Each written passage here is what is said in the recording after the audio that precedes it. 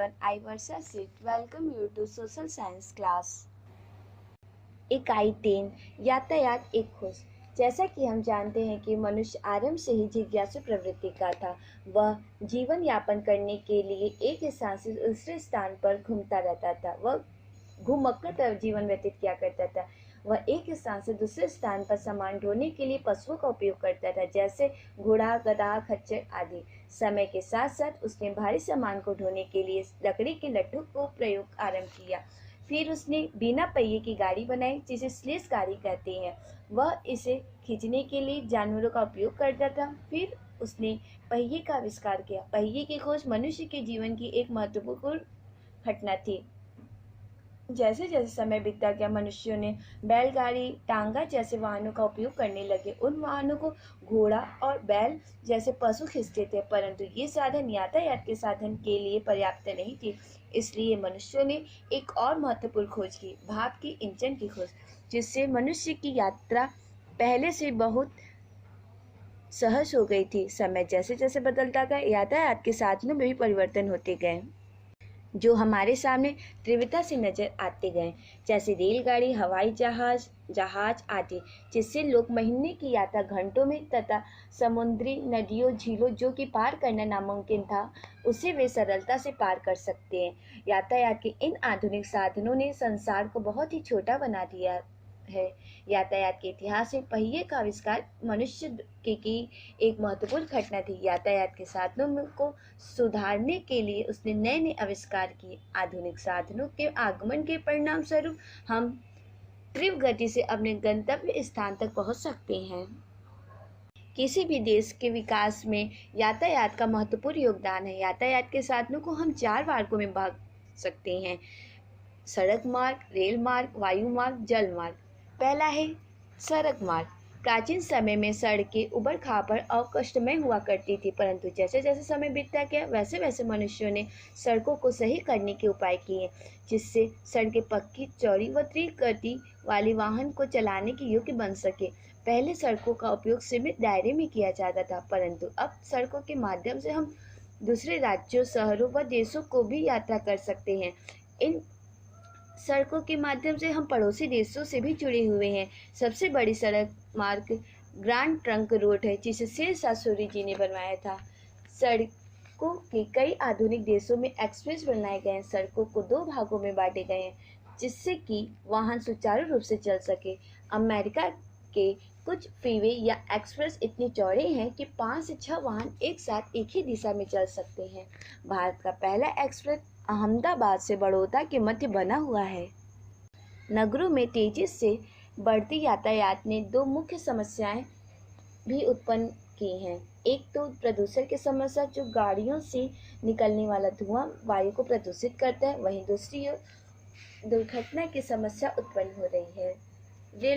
Rail मार्ग के द्वारा हम एक स्थान से दूसरे स्थान पर आसानी से आ जा सकते हैं, बल्कि सामान ढोने का कार्य भी कर सकते हैं। रेल का महत्व देश के विकास के लिए बहुत ही आवश्यक है। रेलगाड़ियों द्वारा कच्चे माल कारखाने तक पहुंचाए जाते हैं तथा वहां तैयार माल को देश के विभिन्न स्थानों और बाजारों तक पहुंचाया जाता है। भारत की पहली रेल 1893 में मुंबई से ठाणे के बीच चली तथा इन दोनों के स्थानों के बीच की दूरी 30 किलोमीटर थी। भारत का एशिया में प्रथम तथा विश्व में चौथा स्थान प्राप्त है। विश्व का सबसे लंबा रेल मार्ग ट्रांस साइबेरियन रेल मार्ग है। यह सेंट पीटर्सबर्ग और व्लादिवोस्तोक को जोड़ता है। फ्रांस तथा जापान की रेलगाड़ी विश्व में सबसे तीव्र गति से चलने वाली रेलगाड़ियां हैं।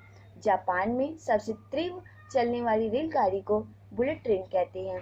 भारत देश की तीव्र गति से चलने वाली रेलगाड़ियां शताब्दी एक्सप्रेस तथा राजधानी एक्सप्रेस है। आजकल देश के कुछ स्थानों में भूमिगत ट्रेन भी चलाई जा रही है, जिसे मेट्रो ट्रेन कहा जाता है। भारत की सबसे दूरी यात्रा तय करने वाली रेलगाड़ी हिंद सागर एक्सप्रेस है। Tamil Nadu express, GT express, Nilanchal express, Mangala express Bharat की महत्वपूर्ण रेलगाड़ियां हैं।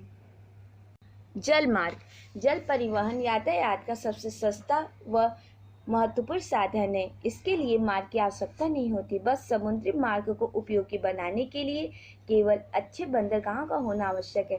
जहां बड़े बड़े जहाज़ों में सामान चढ़ाने व उतारने में सुविधा मिल सके। जल मार्ग के माध्यम से कोयला, लोहा, अयस्क, सीमेंट आदि चीजें एक देश से दूसरे देश भेजी जाती हैं। विश्व के प्राय सभी बड़े देश जल मार्गों द्वारा ही जुड़े हैं। अब तो पनामा व स्वेज नहर द्वारा समुद्रों को आपस में जोड़ देने से इनकी उपयोगिता और भी बढ़ गई है। इस नहर के बन जाने से लंदन से मुंबई की दूरी 9,700 किलोमीटर कम हो गई है।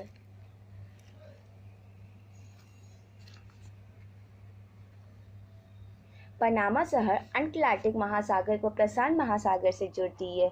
1914 में पनामा शहर को आवाजाही के लिए खोला गया था। स्वेज नहर तथा पनामा नहर ने एशिया, ऑस्ट्रेलिया तथा यूरोप के देशों के बीच व्यापार बढ़ाने में बहुत ही सहायता प्रदान की है। जल मार्गों के कारण सभी प्रकार के उत्पादकों का व्यापार बढ़ रहा है। तेल ढोने के लिए विशेष करके जहाज़ों का प्रयोग ही किया जाता है।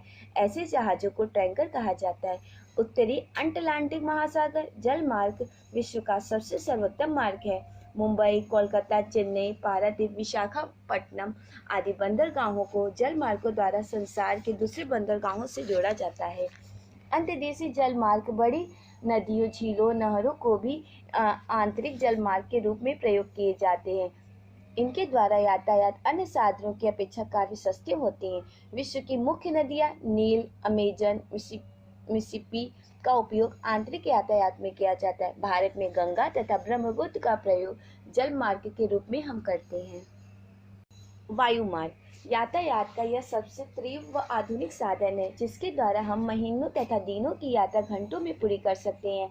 हवाई जहाजों में प्रतिदिन हजारों यात्री यात्रा करते हैं। प्राचीन काल में लोग ये कल्पना करते थे कि वे भी पक्षी की तरह एक स्थान से दूसरी जगह उड़ सके, गुब्बारे में बैठकर आकाश को में उड़ सके।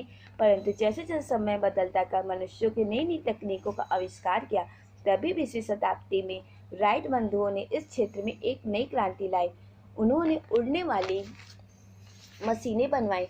शुरू में वायुयान छोटे तथा कम ऊंचाई पर उड़ने वाले होते थे और आधुनिक बनाने के लिए उसे उन्होंने विकास किया, जिससे इसके बहुत तीव्र गति से चलाए जा सके, ताकि इसकी गति 2 गुनी या 3 गुनी हो सके।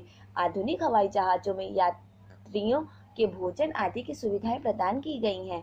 न्यूयॉर्क, लंदन, पेरिस, मॉस्को आदि देशों में बड़े बड़े हवाई अड्डे बनाए जाते हैं।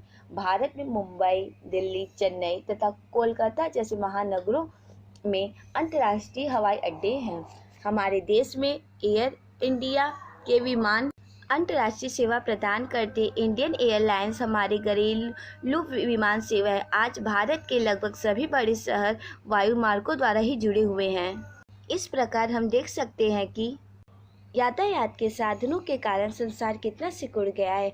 हम एक स्थान से दूसरे स्थान पर आसानी से आ जा सकते हैं। यातायात के साधनों के फलस्वरूप आज हम ऐसे स्थानों पर भी पहुंच सकते हैं जहां जाने की कल्पना करना भी असंभव था। Thank you for watching.